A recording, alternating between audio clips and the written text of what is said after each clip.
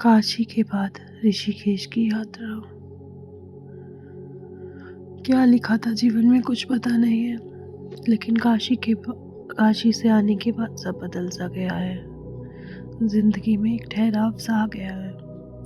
अभी तक तो सब सुना ही था, अब अनुभव किया है। कैसे बदल जाता है जीवन, ये समझ आ गया है। अब ना कोई इच्छा है, ना कोई अपेक्षा। अब सब कुछ मैंने शिव पर सौंप दिया है। मेरे बाबा मुझे लेके चले अब ऋषिकेश की ओर। पहले हम पहुंचे हरिद्वार। हरिद्वार पहुंचने के बाद हमने किया सुबह भोजन। भोजन करने के बाद हम पहुंचे मनसा देवी मंदिर। मान्यता है कि यहाँ पे हर मन्नत पूरी हो जाती है, लेकिन अब मैं क्या मांगू। मुझे तो कुछ नहीं, शिव ही चाहिए।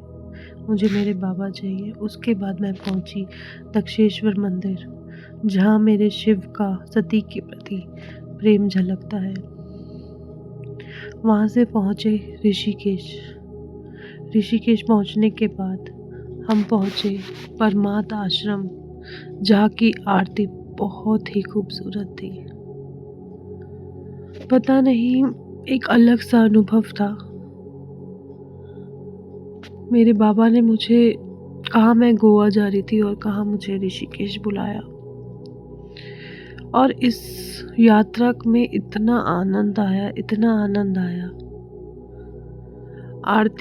गंगा आरती देखकर मन बहुत प्रफुल्लित हुआ। और बाबा जिस तरह मेरे साथ है, उस अनुभव को मैं बता नहीं सकती। हर समय हर वक्त बस बाबा बाबा करना, यही अब मेरा काम है। जिंदगी में अब कितने भी उतार चढ़ाव आए, अब समझ आ गया है ये कुछ नहीं, सब बाबा की मर्जी है। इतनी सुंदर आरती देखने के बाद मन आनंदित हो गया कि ऐसा लग रहा है कि बाबा मुझे अपनी तरफ खींच रहे हैं, बाबा मुझे बुला रहे हैं। पता नहीं क्या ही हो रहा है जीवन में, लेकिन जो हो रहा है बहुत अच्छा हो रहा है।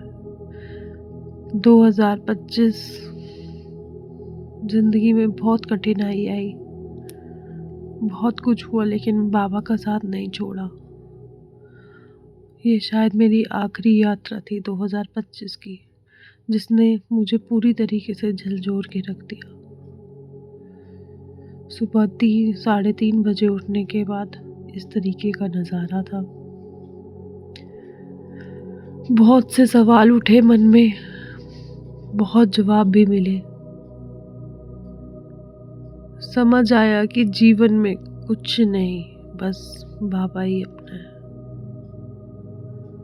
सुबह का नज़ारा इस तरीके का था। अराउंड 7:30 के आसपास, 7:30 के आसपास पीछे गंगा बह रही थी।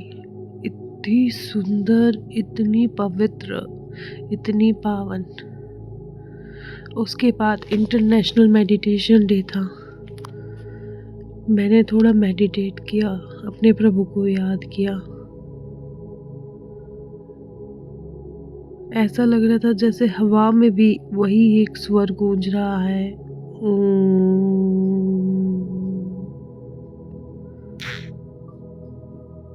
नमः शिवाय।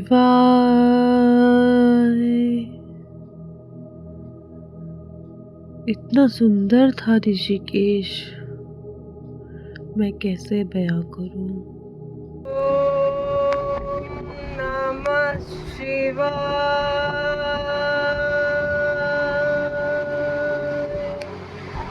ओम नमः शिवाय।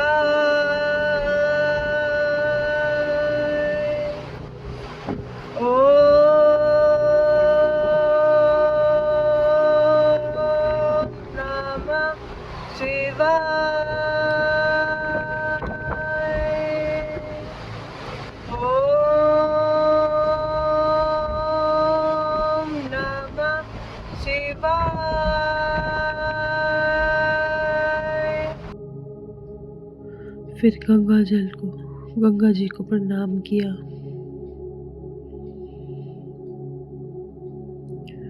और उसके बाद किए कुछ योगासन।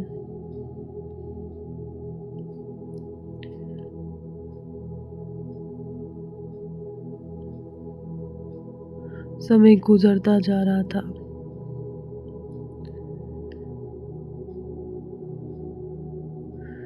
अब दोबारा कब आना होगा ये भी बाबा ही तय करेंगे।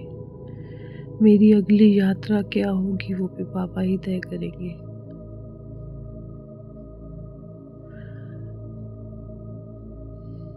अब ऐसा लगता है कि मौन ही जीवन है, शांत रहना ही जीवन है। शांति की ओर भाग रहा मेरा जीवन है। उसके बाद हम पहुंचे 84 कुटिया, जो 1960 के आसपास बनाई गई थी। यहाँ पे लोग मेडिटेट करने आते थे। फेमस द बीटल्स ग्रुप भी यहाँ पर मेडिटेशन सीखने आए थे। इतनी शांति थी यहाँ। ये केव्स बनाए गए थे छोटे छोटे, जिसमें बैठ के लोग मेडिटेट करते थे। एक अलग ही शांति का अनुभव था।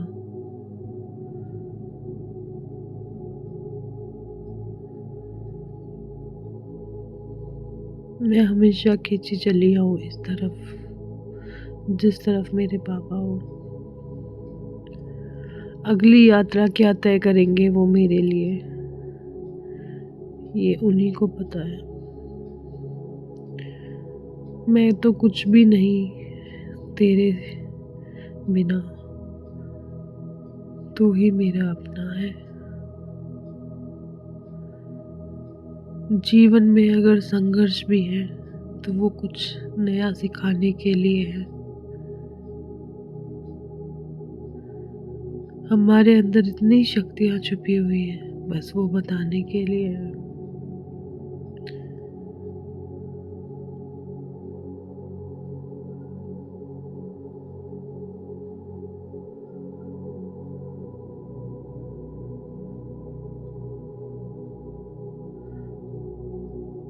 बस जीवन चलता जा रहा है, चलता जा रहा है, चलता जा रहा है। उसके बाद हमने अलविदा किया ऋषिकेश को। हर हर महादेव।